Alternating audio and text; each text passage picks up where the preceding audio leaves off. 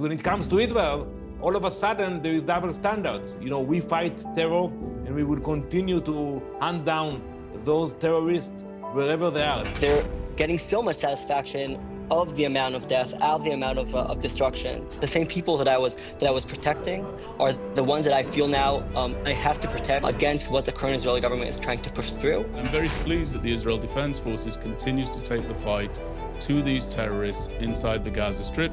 Benjamin, I don't think you realise what you've said. Your numbers are much higher than the Gaza-run health ministry.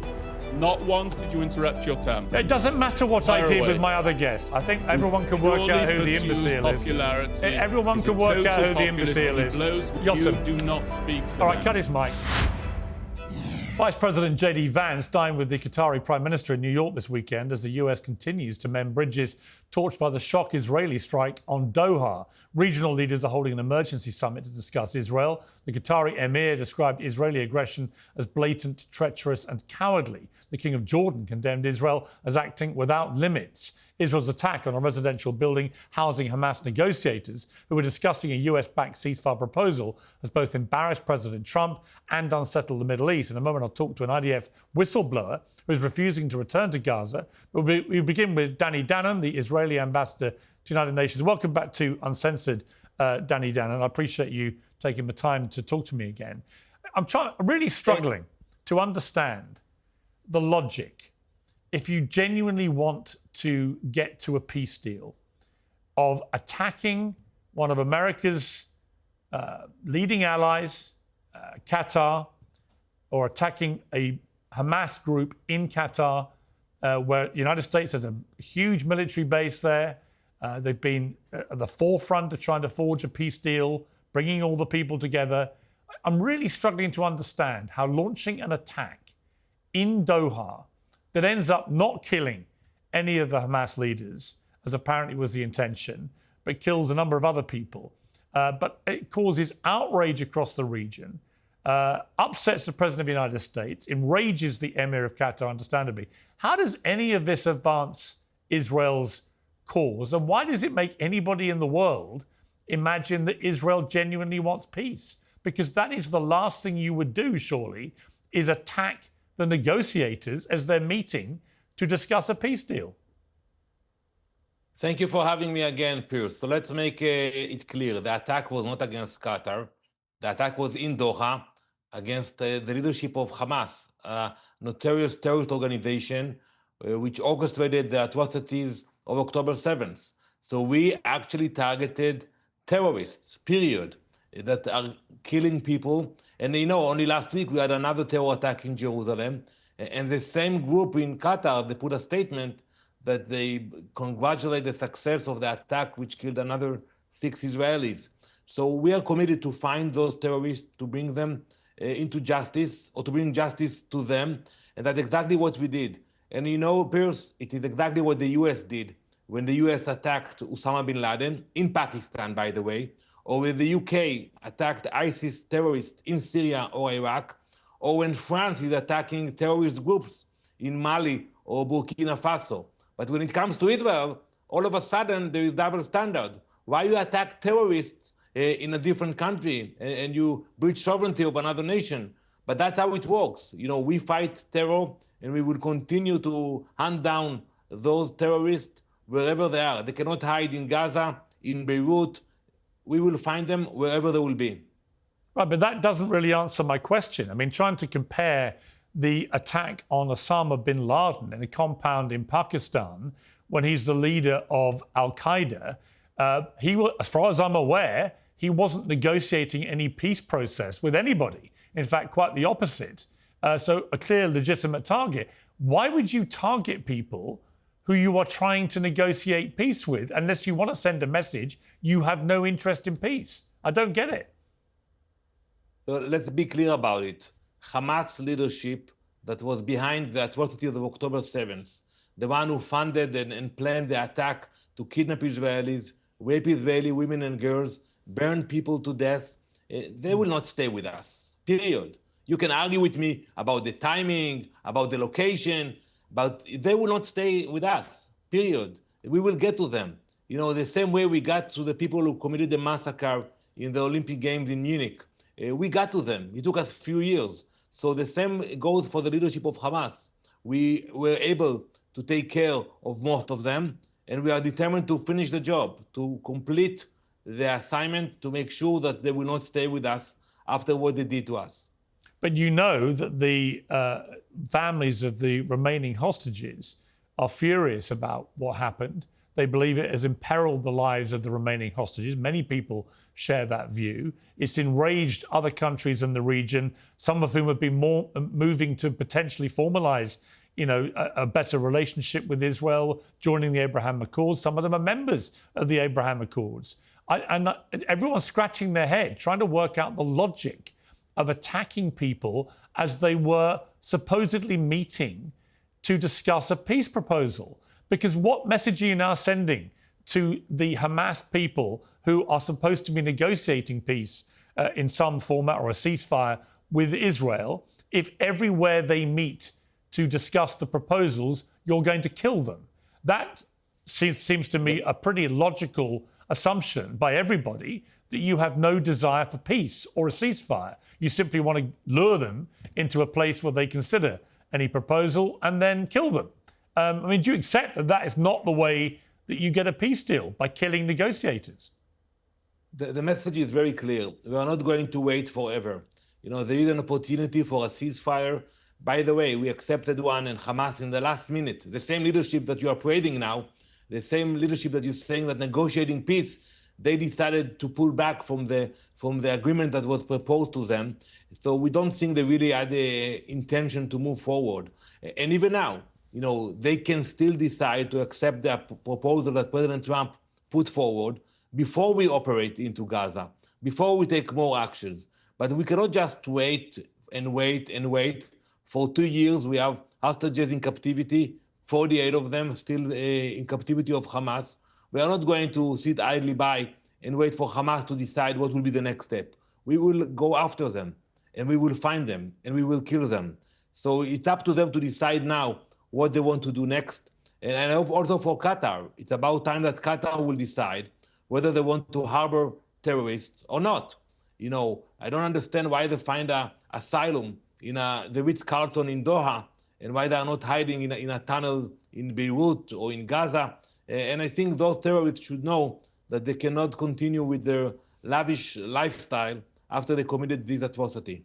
Well, let me be clear. I think Hamas are a brutal terror organization. I think it is disgraceful that their leadership have lived the life of luxury out of Gaza, whilst leaving the people of Gaza to be killed in huge numbers, as they've enjoyed splendid luxury elsewhere. I completely concur with that. But from a purely political perspective of trying to bring an end to this war, I don't understand what was gained by attacking in Doha, in Qatar, the heart of one of America's allies, America being the principal sponsor of Israel, why this has benefited anyone, including Israel, given the rage that has been seen since then, understandably by Qataris, but also many others in the region, many other leaders in the region. It didn't achieve its mission. Do you accept the mission was a failure? You didn't kill, reportedly, any Hamas commanders. So do you accept the mission failed? Well, it's too early to call. We have to wait to see. Also when we assassinated Muhammad Deif, it took a few weeks to confirm. So we'll have to wait. But the intention, that's what's important, the message that was sent. Even if we fail this time, we will do it again and again and again until we will hunt them down, all of them. So they cannot hide. I think they know it by now. And I think that message is an important one. And I think actually it will help us to move forward with the ceasefire agreement, because for the people of Gaza, we know Hamas don't care about the people of Gaza. You agree with me about that. But maybe they care about their own lives and their own future, that they will negotiate a ceasefire deal. Finally, the UN General Assembly takes place next week with many countries, including the UK, France, Canada, Australia and Belgium, expected to recognise Palestine as a state. What is your message for them as everybody meets next week? Well, we know it's a theater. We know it's nothing will change the reality on the ground. It will be another empty declaration. And I will give you one example. In that declaration that they want to adapt, it says that Hamas will not be part of the equation for the future in Gaza. And I asked my colleagues, who exactly is going to get rid of Hamas? You know, Hamas will not adopt a UN resolution. So basically, they want us to do the hard work, the dirty work for the entire world, to get rid of Hamas in order to build something new in Gaza and reconstruct Gaza. So we will have to do that. We will have the responsibility on our shoulder to make sure Hamas is not there. So there will be speeches, declarations, but when you look at what's happening on the ground, it's our forces which creates new reality on the ground.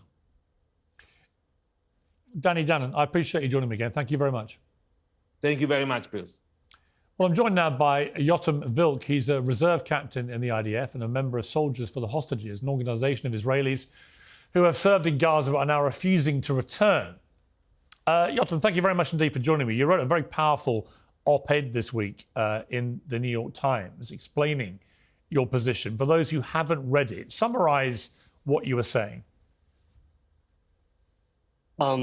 So I was speaking of how I feel due to the fact that I went to this war. I showed up on 7th of October after the horrible massacre on southern Israel. I went to fight back Hamas for certain reasons, and for the reason that I was told by my own government about the ability to also get back the Israeli hostages that we let down on 7th of October, and also find a way to get a solution, you know, because we were not pacifists. We know that one of the possibilities and the moral stands of a modern state is to use military force to get some sort of policy through. We understand they have the right and the moral obligation to defend themselves.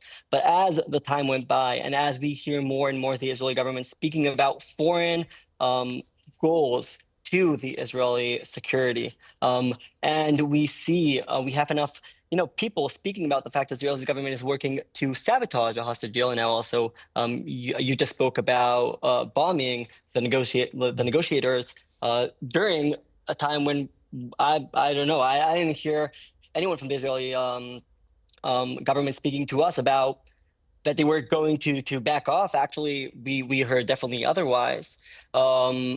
And we had enough evidence that the Israeli government is not pushing through that direction. They were speaking more and more publicly about foreign agendas, about resettling Gaza, about forcibly immigrating Palestinians from Gaza. They're getting so much satisfaction of the amount of death, of the amount of destruction, that sometimes, you know, a lot of it could be justified under, you know, certain goals of war, but you hear the way they get so much, I would say, even pleasure from it. And they are pushing through agendas that are, I think, are foreign to what I believe the state of Israel is, that are foreign to the ability of the state of Israel to stay a legitimate state. And I do think that at this point, the same morals that I stood up for on 7th of October, the same people that I was protecting, are the ones that I feel now I have to protect by speaking as loud as I can against what the current Israeli government is trying to push through. And I think the most Zionist thing that I could think of at this point is to firmly speak and differentiate between the legitimate actions of the IDF during this war, the right of Israel to defend itself, and what is currently being pushed through by the Israeli government that I see as maybe a stamp on the state of Israel. And maybe, I don't know, I can understand how we get back from that to the same idea of Israel that I grew up on and I was going out to defend. Yotam, what reaction have you had to your piece in the New York Times? Generally, I really think, and also you could see in polls in Israel for the last many months, that the majority of the people in Israel understand this. They do not believe anymore in the Israeli government. They want a hostage deal. They understand that the Israeli government is working against getting a hostage deal. They do not have any plan for the day after. They hear the Attorney General of the IDF and they hear the Chief of Staff of the IDF. They understand what this operation in Gaza is now, the one that we are currently maybe even starting, is actually. And I hear from a lot of people that, again, you know, specifically raising your voice and objecting the IDF during a war is such a complicated act. I think the Israeli government is working very hard to make this, to make the distinction of, you could only be 100% with everything that we do, or you support Hamas. I'm not willing to live in that. Like, I'm not willing to fall into that categorization of the Israeli government. And I think that's a pretty common stand. Like, you could see the majority of the world was standing with Israel after 7th of October. They funded its wars, they helped with attacking, they helped with defense. And now you see the stand of Israel. You see, every time you go back to this, maybe, this negotiation, every time that Israel is willing, I don't even understand why we ever leave the negotiation table.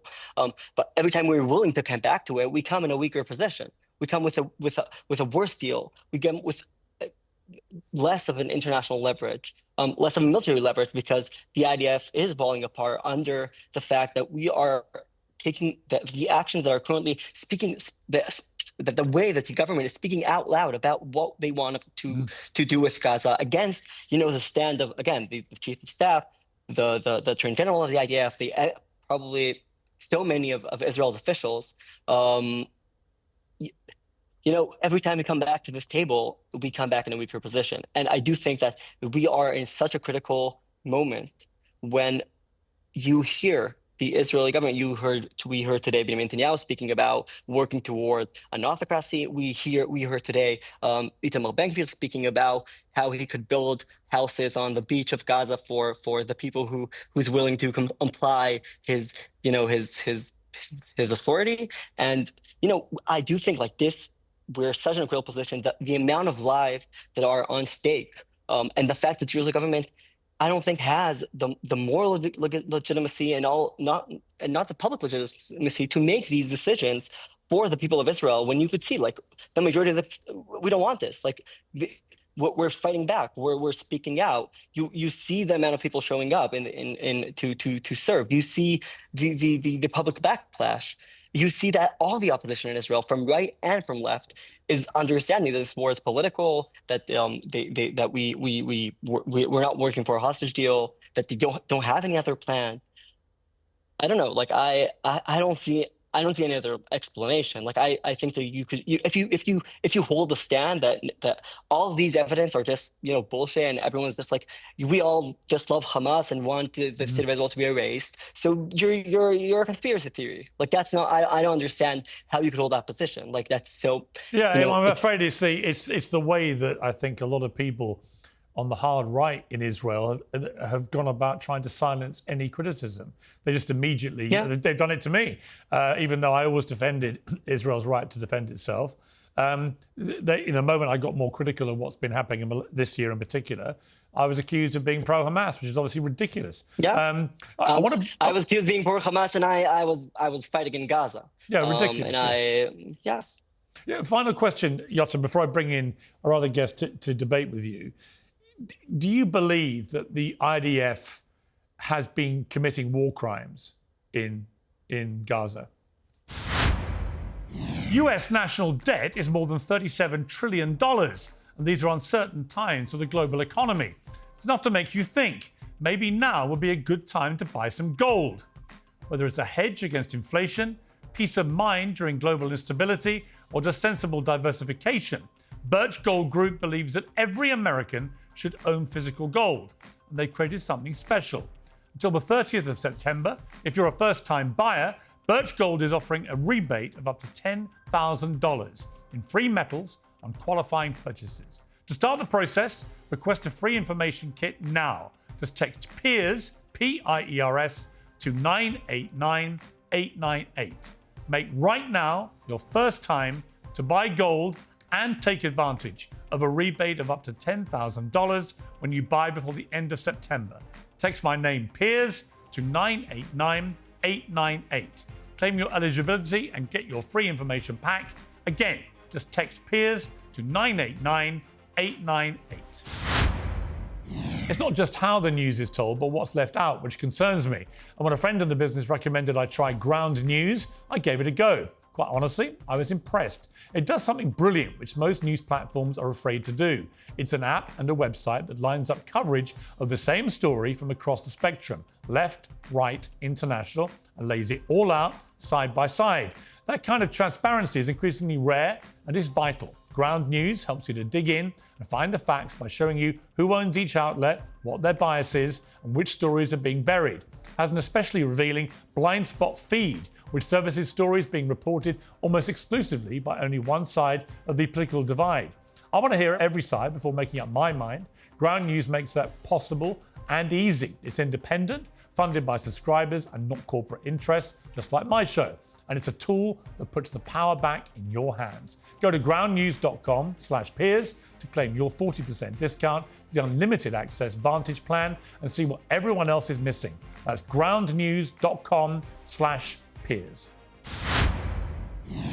I think that it depends what you mean, because the IDF is, it's a lot of people, and they make, no one has to tell me how complicated war is. No one has to tell me how many choices you need to make every hour concerning people's life, concerning your own life, your soldiers' lives. That's a complicated position to hold. It's even a more complicated position to hold when you hold it for 2 years, and now the Israeli government is pushing maybe to an eternity of whatever we see is currently going through.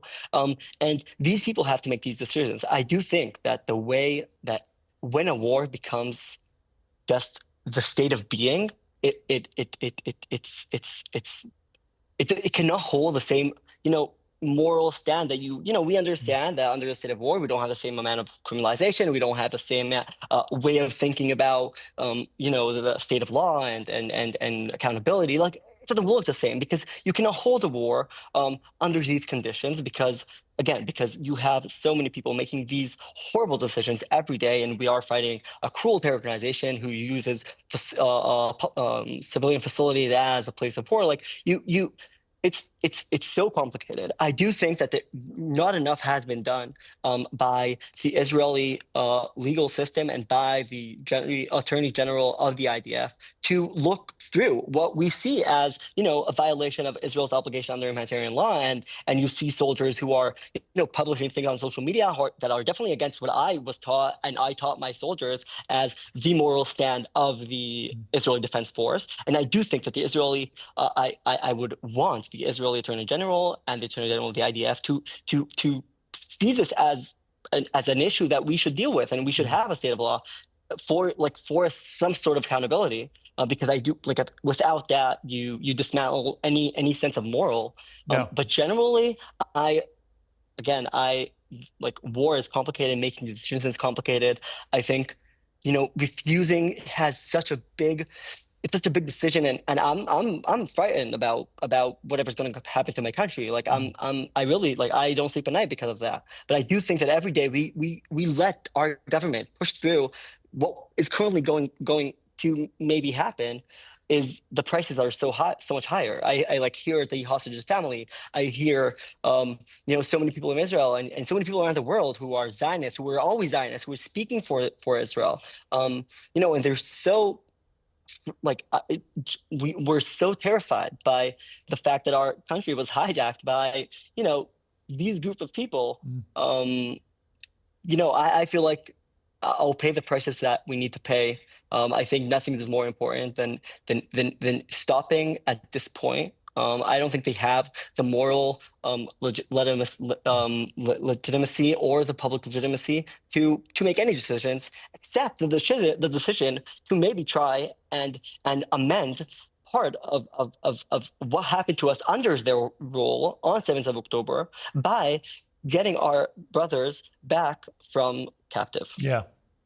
Okay, Yotam, just stay there for a moment. I'm going to bring in someone who's been listening to this whole debate. He's a former IDF sergeant and current IDF reservist, Benjamin. Benjamin, welcome back to Uncensored. You've been listening to Yotam Vilk. You both served in the IDF. What's your response to what you've just been hearing? Well, I mean, he's just said a lot. Is there anything specific that you'd like me to respond to? Please let me know. Before I do, I just want to make something very, very clear. Yotam, I'm speaking to you as a veteran of this same war. I served inside the Gaza Strip during this war. I did so in a rather unique position, which gave me really something of a bird's eye view about what's going on there. But I really do want to begin by just saying, regardless of whether you and I agree or disagree, I thank you for your service. I thank you for your military service. I thank you for your leadership there, according to the op-ed that I read with great interest. It's profound disagreement, but I cannot decry the sacrifice and the service that you've put there. It's deeply appreciated, and I want the viewers to know that it's deeply appreciated. Any criticism that I bring, therefore, will be not against you as a human being, but perhaps against the policies and the comments that you've made. OK, well, that's fair enough, and thank you for saying that. But what is your criticism, then, of the op-ed piece that Yotam wrote? Well, I think my criticism is rather endless, if I may say so. First of all, I'm deeply disappointed by the fact that he has relied exclusively upon the evidence put forward by the so-called Gaza Health Ministry, who we all know is Hamas, when it comes to identifying the number of people who have been killed inside the Gaza Strip. There's no reason to take the word of a terror organization, and I'm very disappointed that he's decided to do so. How many do you think have been killed?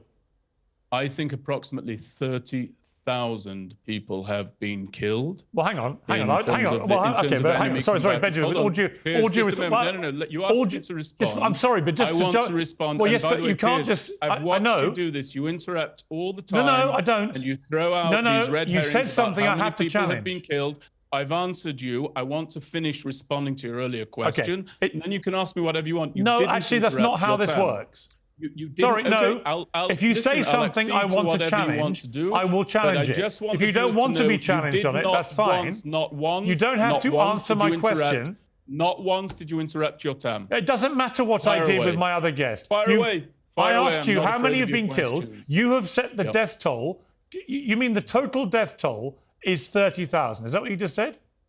No. If you'd let me finish without interrupting with a question, you might understand my answer in full. The estimates are that there are approximately 30,000 Hamas fighters who have been killed. Now, that is a very reasonable number. By the way, there are more to be killed, and I'm very pleased that the Israel Defense Forces continues to take the fight to these terrorists inside the Gaza Strip in the careful, principled manner that we do, that I'm sure that Yotam did, that I'm sure that Yotam's peers did, and that I'm confident will continue to do as we ratchet up the pressure against Hamas in Gaza City in the event that the trigger is pulled on that operation. Sorry, but just to be clear, what is the total number then of civilians who've been killed? So the estimate currently is that there is something in the realm of 1 terrorist killed, and in that context, 2 civilians killed. So that's a very, very low ratio. So 60,000 civilians have been killed? Those would be the estimates right now. So your death toll. Would be the estimates Just to be clear. No, but let me explain. No. I'm sorry. I'm sorry. This is key. I'm sorry. You can ask me whatever I'm you like. sorry. I'm sorry. Is this. I will now say something. You won't just filibuster broken me. Down. What you've just said, if I may be clear. Here's my death toll. Listen to me. It's very important. You don't have to become animated. My death toll is broken down terrorists to civilians. Now, I think in a battlefield, in a combat zone, that's a pretty important caveat to have when throwing out numbers. But just to be clear, you said that the Hamas... Do you want me to go on to refute other things that Yotam said or not? You said that the number that the Gaza Health Ministry, which is Hamas-run, that their numbers were wrong. But unless I'm mistaken, your total numbers are higher than theirs. You've just said 2 to 1. Civilians. What I'm saying about the Gaza Health Ministry, Piers, I think this is a very simple point. I don't understand why it's struggling to be understood by you. What I'm saying about the Gaza Health Ministry, and this is something that's been part of this war since the beginning of the conflict, is that there's absolutely no differentiation between terrorists who have been killed and civilians who have been killed. It has to be taken into account. It's not in the op-ed. You asked me to respond. So how many civilians have been killed, do you think? I've answered your question. What's the number? I've answered your question. Give me the number. I've answered your question. I'd like you to give me a number. A very clear ratio. And one of your great errors is that you continue. I tell you what, don't worry about my interviewing skills. Oversimplify you worry the about your dynamics maths of a battlefield. Okay. Pardon me? How many civilians have been killed? I've answered you about Hamas. What's the number? I've then given you the ratio. You can go away and do the mathematics. No, you can do the I have maths. told you. No, I've told you. I've answered you. Tell me. I've answered you. Tell me the I've number. answered you. Why won't you tell me how many civilians have been killed? Why won't you take my earlier answer? Give me the number. It's approximately 2 civilians per enemy combatant. Okay, That's so a very, let me very stop good you. ratio. Let me stop you. I'm confident. So in other words, 60,000 civilians have been killed. Is that what you're saying? Piers, I've said it to you before. Other people have said this to you. These are estimates. Nobody knows with any certainty. But you just said 60,000. No, hang on. Including me, including the Hamas Authority, including Benjamin, the Gaza I don't think you realise what you've said. You'll have to... No, I realise Your exactly numbers are what I've much said. higher than the Gaza-run health ministry. Do you not understand what you've told me? No, I understand very, very well. 2 what I've civilians told to you. 1 I'm talking terrorist, about- 30,000 terrorists, 2 times that is 60, that's 90,000 people have been killed. That is way higher than the numbers given by the Gaza Health Ministry, which you've tried to say are wrong. First of all, it's not higher. These are the numbers that Yotam quoted in an op-ed that is back in August. You right? just Your told viewers me, need to know that this you just told me opinion piece 2 was written civilians for every terrorist on the killed. 20 You said this opinion 30,000 piece was terrorists, written in therefore your August total is over 2025. 90,000. The Gaza Health Ministry isn't Again, that high. This opinion piece was written in August 2025. Yeah, Benjamin, okay? I don't It's think an you understand what out-of-date you've told opinion me. piece. You I don't want understand me to very challenge well. you seem because to you struggle don't with- realise what you've you're said. You're welcome to challenge me. You asked me to refute the op-ed. Okay, I'm are you now refuting it. saying You interrupted me at the 90,000 beginning. Palestinians have been killed, including Piers 30,000 asked- Hamas? Piers, Are you saying the question has been asked and answered. Are you saying 90,000 have been killed? Or not? Your question has been asked Benjamin, and answered. simple Do you want to question. move on? By your maths, Asked and are you answered, telling Piers. me 90,000 people have been killed in Gaza? Yes or no? Piers, I've told you the calculus. You did. I've told you the I've ratio done the maths. between the 30,000 terrorists Hamas, and civilians. 2 to 1 and I am civilian to very, terrorist. very That's 90,000. proud of the ratio. That's I'm very, 90,000. very proud of the ratio of Benjamin, enemy I combatants think to you know civilians. what you've done, don't Piers, you? Yes, I've told you the truth. You know that your numbers are way higher than the Gaza Health Ministry. The ministry no, you I say don't know any has such thing, massively because again, you exaggerated see, the death you're count. dancing around a point that I've made to you. It's a very clear point. I'm sure your viewers are No, savvy we can to all it. hear what you're saying. No. You are quoting here in this op-ed. This op-ed was written No, in I'm quoting August. you. No. You. No, I stand by... You, Piers, I stand by what I 30,000 said. You terrorists, see- 2 Piers, to you 1 seem to think- you civilian seem to be making- terrorist, so Piers, 60,000 Piers, civilians, Piers, that's 90,000. You seem What can't to you be understand, making the Benjamin? error of Do you not thinking- do basic No, maths? I understand everything. You are making the error of thinking that you somehow have me on the run. You don't. I do. Stand by the numbers. I do. I explain the breakdown of the numbers. Sure. If you want to obsess about that, you can do. I'm just trying to very get my head confident- around what you've told me. Do you have your head say around it. It is your position approximately is your one position that terrorist 90 killed is and your 2 position civilians killed? is your Piers, position let me speak for is it myself. My 90,000 position then is the death toll? 1 terrorist killed and approximately 2 civilians killed. I heard you. As a ratio. I heard and that you. is a very good ratio. Yes. And the estimates of the terrorists are 30,000. Yes. So I stand by the number. I Yeah. stand by the total. Yes. I'm very proud of the way in which we prosecuted Benjamin, this can war. you do basic The number maths? in this opinion piece, the number in this opinion piece speaks only and exclusively about a general number. Yeah. It doesn't break down those numbers. Yeah, Benjamin. We're now a month Can I beyond. comment? We're in the next Benjamin, month. This is an Can I- old wait, can I Benjamin, comment you to can the keep You talking, want me to Benjamin. critique the But piece here's the or not? problem with your maths. Yeah. It's a total There's no of problem over. with my math. I it's a stand by total. my math. It's a total of over 90,000. Your Piers, numbers I are way. stand Do you by not my understand, math. Benjamin? I stand by my math. So you're- stand by the math. Okay. Yeah, So what you're 100%, saying, because just to I be know clear, that if you- Just to I be know that clear, if if you stop compare talking the- for a I- minute, Just to be clear, Benjamin, stop talking for a minute. Will you let me respond? No, I Will want you to let me shut respond? up. Right? Well, You've I'm now not said going to do that. your I'm not opening going to do that. position with my other guest was that the Gaza-run health ministry cannot be trusted on the casualty numbers. Yet your numbers are way higher than the Gaza health ministry. Explain. But what? Okay, can I explain? Yeah, I've done it already. Will you allow me to explain? sure. Okay. First of all, number one, categorically, I stand by those estimates. Sure. Stand by those 90,000. estimates. Yeah, I stand by the estimate. Okay, so your numbers are way higher than the Gaza Health Ministry. You will not let me explain. Because your numbers are higher. You're behaving, it's completely irrelevant to the point I'm making. If you'd let me make a point, you'd understand. You said that their numbers are wrong. Yours are higher. Doing here precisely you what think you more did have been killed? Natasha Hausdorff, you're doing precisely what you did. Well, you know to what? Minister When people Shipley, talk utter crap, Benjamin, that's what I do. That's what I do.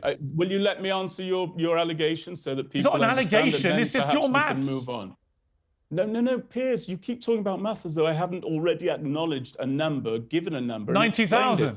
That's how many times do you want me to answer? Is it 90,000, Benjamin? How many times do you want me to answer? I've just answered that. Benjamin, just confirm for me, ago. you believe 90,000 people have been killed in Gaza, yes or no? My issue is very, very Benjamin, clear. do you believe 90,000 people have been killed in Gaza? Again, this is now the fourth or fifth time that I'm going to address myself. Go on. Is it 90,000 or not? You haven't got a Paxman moment. I'm answering you directly. Is it 90,000 or not? The estimate is 30,000 Hamas terrorists have been killed during the course of this war. Yes. The additional estimate by the IDF is that in the course of pursuing those terrorists, 2 civilians have been killed. I heard you.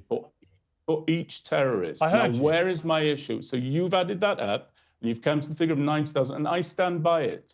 You seem to try to. No, I want you to say 90,000 people have been killed. I'm not trying to move away from anything. I've answered you. No, you haven't. You won't say the number. What? I've just said it 10 seconds. What is the number, This is a ridiculous Benjamin? interview. What is the number? 90.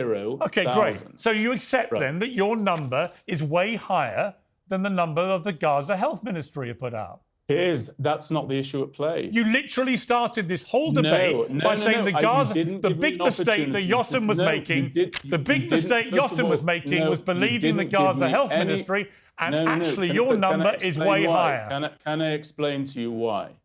Because what the Gaza Health Ministry, whenever he took those numbers, which at least we know is back in August, what the Gaza Health Ministry, and quite frankly, what too many spokespersons fail to do is to break down the number within that group. Got it. Well, I'm very glad you've broken it down because your numbers are higher than the Gaza Health Ministry. I stand by that, Piers. Sure, when you throw out I know the you number do. 60,000 or 90,000, it behooves us to know how many within that are terrorists, how many are civilians, and how do you get to the ratio? No, I get it. The basic convention of war. I get it. We've spent literally 15 minutes. You are clearly trying. No. You are clearly trying to have your viewers take a number without any context. I don't want that to be the case. The context is very clear. I appreciate the context. And by the way, the people who are realistic understand that in war, such things occur. I get it, Benjamin. Unfortunately, can I comment? Do you want to talk about anything else? Yeah, Benjamin, you seem to. Maybe I'll comment to that. You can, Yotam. Yeah, I just think, Yotam. The reason I've kept pursuing this is because obviously, if your opening gambit is that you, Yotam, are using numbers which are false because they're exaggerated. Because the Gaza Health Ministry cannot be believed because it's Hamas run. But then Benjamin Anthony gives a much higher figure for the number of people who've died in total, including Hamas terrorists and civilians. Then you can understand my bemusement, which is why I spent 15 minutes trying to get him to explain why his numbers are way higher than the official Gaza Health Ministry numbers. That's not what occurred. Yes. That's not what occurred. Over to you. I'm trying to explain the context, and you're trying to skip over. Actually, you know what, Benjamin? You're talking complete bullshit. So, there you go. A repeat. And this is what happens. And I know what's going to happen. You're going to run off and you're going to say, I shouted at you and I said bullshit, and you're going to play the victim. But actually, it really matters that you talk bullshit. Do not agree with you. People don't agree with you, Piers, and you will not discuss anything. No, I'm happy to agree with you. Your numbers are higher than Hamas's. Like people talking BS. Yeah, it's not the case. Everybody knows it's not the case. Yes. And I'm not here. I know, Benjamin. I know. You attempt to bully or to steamroll. I'm happy to hear your Yotam. Play the little victim. I'm a victim of nobody, Piers. You're a victim of your own maths. You are a victim of seeking endless popularity and vindication by the masses, having no spine, having no principles, and having no courage. Thanks, Benjamin. You are a victim, Piers Morgan. I am far from a victim. Okay. Well, I'm very glad we got you on to confirm. And by the way, with regard to Yotam, I just want to say something to your viewers. Yotam, unlike you, I am not scared about the future of Israel. I'm confident about the future of Israel. I'm very secure in the future of Israel. I believe in the future of Israel. I'm proud of the actions of the Israel Defense Forces inside the Gaza Strip and everywhere else that we've been called on to fight our corner, because nobody else will.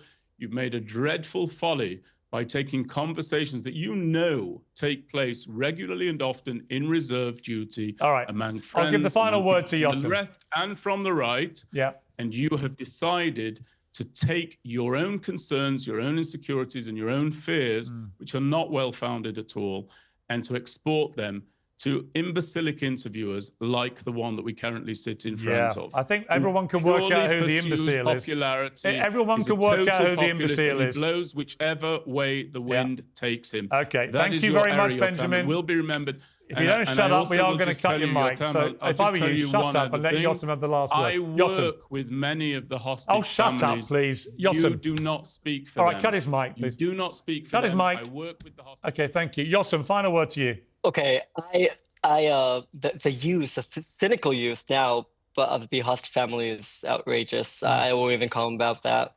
I would say I think we both saw the amount of destruction, and you see death. That's part of war. We know that. Again, I'm not a pacifist. I took part in it. I am very concerned by the amount of death and destruction in Gaza, and I think everyone should be. Yeah, and you know what, Yotam? Unfortunately, Yotam, I've got to jump in because we run out of time because I've got my next segment waiting. But I would just say the reason I pursued this issue of the numbers of people who've died is because, having tried to discredit you by saying you were believing the Hamas numbers, actually the numbers he then gave were significantly higher than anything Hamas has tried to claim have died. So I thought that was very relevant. Yotam. One last comment about the issue that. is that there's no context. No, sorry, you're not demiked. Sorry, you're demiked. Great. Yotam. My last comment about that is, again, we could hold in the modern world, in the modern a moral stand, we could hold several, we could hold something that could be justified under a state of war, as, having casualties, as, not having a sense of criminalization. But you can't hold that forever. You can't say, we're going to go through an endless war with no period of time. I agree. Where you see, and then you say, okay, this is how war looks like. Yeah. This is not, at some point you have to, even under humanitarian law, you could hold occupation. Like that's an option under international public law. You could do that. Yotam, I've got to go. I'm sorry. Forever. Yotam, I've got to go. I really appreciate you coming on. I think it's very significant that we've had a former IDF sergeant and current IDF reservist who thinks over 90,000 Palestinians have been killed. It's good to get that on the record because it's way higher than the Hamas numbers. So I actually thank Benjamin Anthony for giving us that information. Thank you both very much. I appreciate it. Thank you.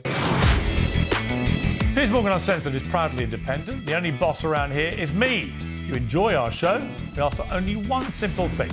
Hit subscribe on YouTube and follow Piers Morgan Uncensored on Spotify and Apple Podcasts. And in return, we will continue our mission to inform, irritate and entertain. And we'll do it all for free. Independent, uncensored media has never been more critical, and we couldn't do it without you.